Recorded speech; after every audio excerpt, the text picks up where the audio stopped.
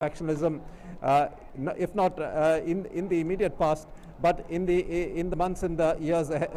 behind. That has clearly played a role in perhaps in in the perception of voters that perhaps the AIADMK is not quite as united as it should be in the wake of Jayalalitha's demise. बिल्कुल निश्चित तौर पर, और हम इस जो चुनाव का जो ट्रेंड्स हैं वो हम आपको बताना जारी रखेंगे, लेकिन फिलहाल हम अपने दर्शकों को बता दें कि प्रधानमंत्री नरेंद्र मोदी ने कोविड महामारी प्रबंधन के लिए आवश्यक मानव संसाधन की स्थिति की समीक्षा की है और इस समीक्षा बैठक में मानव संसाधन बढ़ाने के उपायों पर भी विचार विमर्श किया गया है। हमारे संवाददाता अरुण शर्मा और ज़्यादा जानकारी के साथ हमारे साथ जुड़ रहे हैं। अरुण, क्या है जानकारी इस पूरी ये जो महामारी प्रबंधन के लिए जो आवश्यक ह्यूमन रिसोर्स की स्थिति की समीक्षा की गई है, क्या कुछ हुआ इस बैठक पे और क्या क्या कुछ समझना चाहिए इससे? देखिए, हम इस बात को जानते हैं कि आज सुबह प्रधानमंत्री नरेंद्र मोदी ने जो ह्यूमन रिसोर्सेज का किस तरह से बेटर मैनेजमेंट किया जा सके इस कोविड क्राइसिस के अंदर, इस बात को लेकर के टॉप गवर्नमेंट ऑफिशियल्स के साथ में उन्होंने बातचीत की है। क्योंकि इस बात को हम जानते हैं कि लगातार विदेशों से है, चाहे वो ऑक्सीजन सप्लाईज हो, ऑक्सीजन रिलेटेड इक्विपमेंट या इंफ्रास्ट्रक्चर हो, उनके सप्लाई की बात हो या स्ट्रीमलाइन करने की बात हो, या फिर जो देश के अंदर है जगह जगह तक टीयर 2 टाउन, टीयर 3 टाउन के अंदर प्राइमरीली जो सामान को पहुंचाना है, कोविड रिलेटेड या कोविड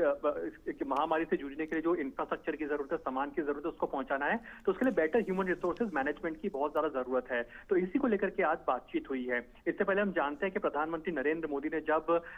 लगातार जो कई सारी सीरीज ऑफ मीटिंग में बात कर रहे हैं, तो जो एम्पावर्ड ग्रुप ऑफ ऑफिशियल्स बनाया गया है जो कोविड मैनेजमेंट को लेकर के है, ऑक्सीजन सप्लाई के मैनेजमेंट को लेकर के है, तो उस समय पर भी प्रधानमंत्री नरेंद्र मोदी ने अपने ऑफिशियल्स को साफ तौर पर निर्देश दिए थे कि जो एक्स सर्विस मैन है हमारे देश के अंदर,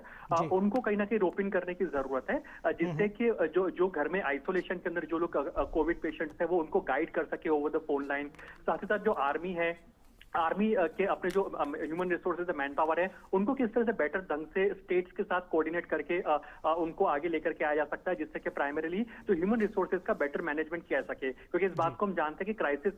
सिचुएशन काफी ग्रिम है। ऐसे समय में जो ह्यूमन रिसोर्सेज है हमारे, चाहे वो आर्मी के अंदर ऑफिशियल्स हो, चाहे एनजीओ हो, या फिर जो कई सारी जो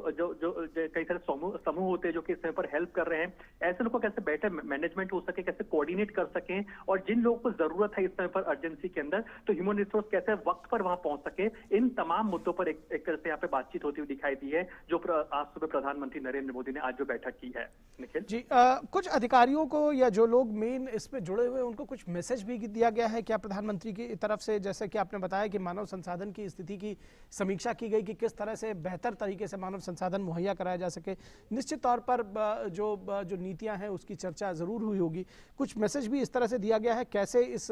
महामारी से और पुरजोर तरीके से निपटा जाए?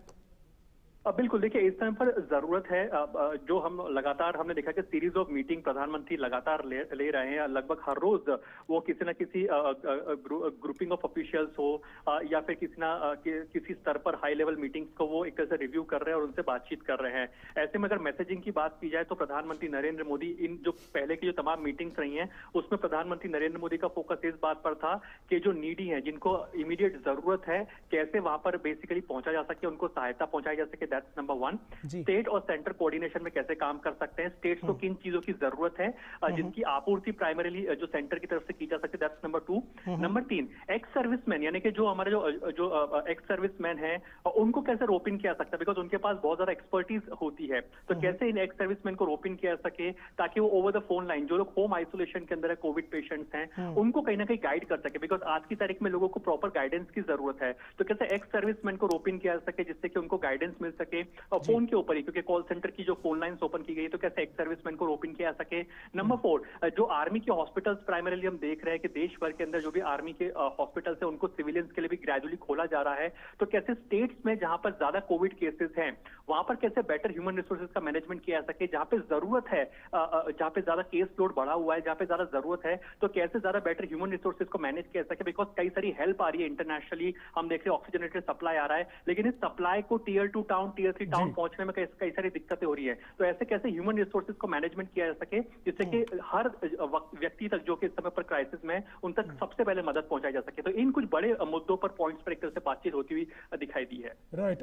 Arun, when we're talking about management of human resources and perhaps even more importantly, safety of human resources, vaccination becomes very crucial. From 1st of May, that was yesterday, the new phase of vaccination has already started, but there have been concerns about supply of vaccines for the new phase in some states. So that also becomes a crucial aspect when we're talking about better management and safety of human resources. Well, that's right. We know this fact that more than 16 crore people, primarily the frontline workers and of course the medical staff, and now we are witnessing that the people who are above the age of 18 years till 44 years, they are also coming up in large number as far as vaccination is concerned. There are various states who have opened up this vaccination drive for the above age of 18 years, and we are witnessing that youngsters in large number are going for this vaccination drive. We have also witnessed one more point, Shubhendu, over here, that the Sputnik V vaccine, that consignment has also arrived yesterday. So how can this, by the end of this month, more consignments from Russia, that means the Sputnik V is also expected to arrive in India. So as of now, the real priority is, yes, the safety of the frontline workers, of the human resources as of now, that how can they be safe? Because if in case they cannot be safe, they can't be in a position to help others. But yes, Prime Minister Narendra Modi, as he is taking this meeting, he's reviewing this meeting primarily, whereby top government officials are present. So on one side, these government officials have presented the figures and statistics as to which states are having high caseload, in which states primarily more human resources is required in various fields, be it the medical staff, be it the frontline workers primarily who are actually working at the ground level situation to help the COVID patients as of now. So how can those numbers be increased if in case some mobilization is required to mobilize some of the human resources from one district to another district or from one place to another? What is the roadmap going forward? So these are some of the priorities that was discussed as far as this important meeting is concerned. And Shubhendu, as you rightly mentioned this point, the important aspect was also that how can the frontline workers, the medical staff, the doctors, the nurses, how can they be safe in this COVID crisis? How can they keep themselves safe during this COVID pandemic?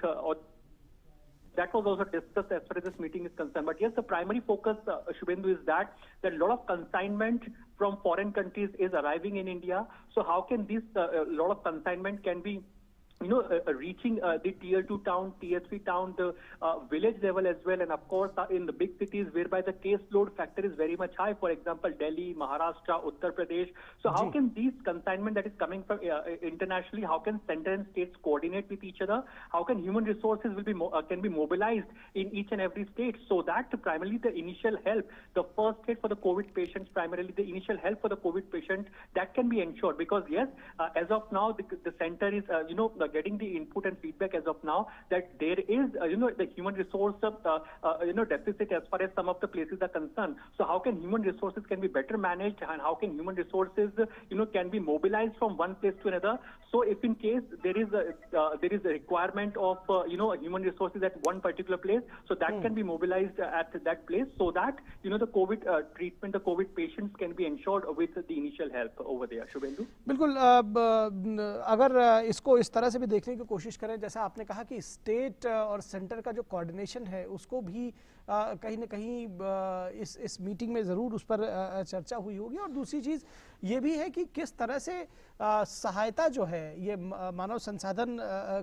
की स्थिति की समीक्षा का एक शायद ये भी वजह रहा होगा कि जो सहायता जो है वो किस तरह से आम लोगों तक न सिर्फ पहुंचे बल्कि पहुंचती हुई दिखे भी, ताकि एक सकारात्मक माहौल बनाया जा सके, एक विश्वास जो है लोगों के भीतर वो लाया जा सके कि सरकार और सिस्टम उनके साथ खड़ा है। बिल्कुल निखिल, इस समय पर हम देख रहे हैं कि कई सारे स्टेट्स आप देखेंगे, वहां पे कई सारी सिटीज जहाँ पे केस लोड फैक्टर काफी ज्यादा था, over the period of time हमने देखा है कि वहाँ पे केसेस काफी ग्रेजुअली कम होते जा रहे हैं। मध्य प्रदेश में, Bhopal for that matter, Bhopal में केसेस जो पॉजिटिव केसेस है वो काफी हद तक कम हुए पिछले 1 से 1.5 हफ्ते के अंदर।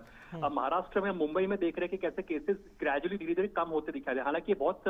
उत्साहजनक बात नहीं है, लेकिन कुछ ट्रेंड्स इनिशियली आ रहे हैं कि भाई केसेस ग्रेजुअली कम होते जा रहे हैं। हम इस बात को जानते हैं कि कई सारे स्टेट्स इस समय पर कोविड महामारी से जूझ रहे हैं, केसेस लगातार बढ़ रहे हैं, लेकिन इस समय पर सरकार की सबसे बड़ी प्राथमिकता ये है कि लोगों को एक तरह से, क्योंकि हर एक जान को बचाया जा सके, ये सरकार की सबसे बड़ी प्राथमिकता है कि कैसे फेटेलिटी रेट को कम किया जा सके। और ऐसे में हम देख रहे हैं, चाहे अमेरिका हो या यूरोपियन कंट्रीज हो या फिर अन्य जितने भी देश हैं, लगभग 2 डजन से भी ज्यादा देश ऐसे हैं जिन्होंने अपनी अपनी सहायता भेजी है। जितने भी जो देश हैं इस समय पर, वो सबसे ज्यादा ऑक्सीजन कॉन्सेंट्रेटर्स भेज रहे हैं, क्रायोजेनिक प्लांट के तौर पर जो ऑक्सीजन रिलेटेड इंफ्रास्ट्रक्चर होता है उसको भेज रहे हैं। लेकिन सरकार के पास इतनी ज्यादा जो मदद आ रही है इस समय पर, तो सबसे बड़ा फोकस यही है कि सेंटर और स्टेट कैसे कोऑर्डिनेट कर सके, जहां पे ज्यादा जरूरत है कैसे इन ऑक्सीजन कॉन्सेंट्रेटर्स को, ऑक्सीजन प्लांट्स को प्राइमरीली, या फिर जो हमारे देश में जो ऑक्सीजन एक्सप्रेस चल रही है, वो ट्रेन जो इस समय पर रेलवे मंत्रालय चला रहा है, कैसे जहां जरूरत है वहां पे जल्द से जल्द पहुंचाया जा सके। ऐसे में सबसे अहम भूमिका यह है कि ह्यूमन रिसोर्सेज में आपस में कोऑर्डिनेशन हो सके। इस समय पर सेंटर का अपना ह्यूमन रिसोर्स अलग काम कर रहा है, सेंटर का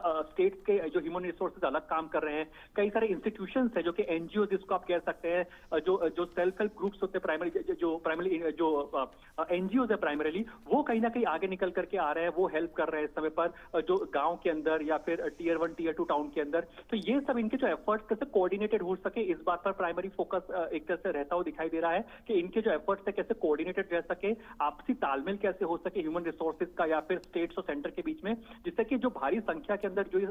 राहत सामग्री आ रही है, जो ऑक्सीजन कॉन्सेंट्रेटर्स की जो हेल्प आ रही है, उनको नीडी तक पहुंचाया जा सके, हॉस्पिटल इंफ्रास्ट्रक्चर को कैसे दुरुस्त किया जा सके। और जैसे कि प्रधानमंत्री लगातार पहले भी इस बात का जिक्र कर चुके हैं कि इस समय पर जो दरकार है, जो जरूरत है, वो एक कोऑर्डिनेटेड एफर्ट्स की है सेंटर और स्टेट के बीच में। That's number 1। वो आर्मी से पहले ही अपील कर चुके हैं कि कैसे उनका जो स्टाफ है उनको मोबिलाइज करा जा सके ताकि वो हेल्प के लिए आगे आ सके। जी, निश्चित तौर पर अरुण, ये बेहद महत्वपूर्ण बैठक है और महत्वपूर्ण इस लिहाज से भी है कि बहुत सारे संदेश इसके जरिए दिए जा रहे हैं शुभेंदु, कि कहीं ना कहीं आम लोगों को एक बार फिर से एकजुट होकर, जैसे हमने पहली बार इससे पार पाई थी, कहीं ना कहीं हम एक जीत की तरफ बढ़ रहे थे। एक बार निश्चित तौर पर स्थितियां थोड़ी खराब हुई हैं, लेकिन कोऑर्डिनेटेड एफर्ट्स की जिसकी बात अरुण कह रहे थे, जी बिल्कुल, उसके जरिए हम एक बार शायद जी are going to be crucial. So back to Janadesh, let's get some more election updates. Let's go across to where most of the action is taking place, Kolkata. Neeraj, our colleague, is there. Neeraj, अभी क्या खबर है? तृणमूल ने तो बड़े comfortably, it seems 200 का आंकड़ा भी पार कर लिया है, काफी समय से ट्रेंड वैसा ही बना हुआ है। एक जो कॉन्टेस्ट हम बंगाल में देख रहे थे नंदीग्राम में, उसके बारे में क्या अपडेट है, अगर आप बता पाएं नीरज? देखिए, बिल्कुल नंदीग्राम से अभी खबर आई है कि शुभेंदु अधिकारी जो लगातार ममता बनर्जी से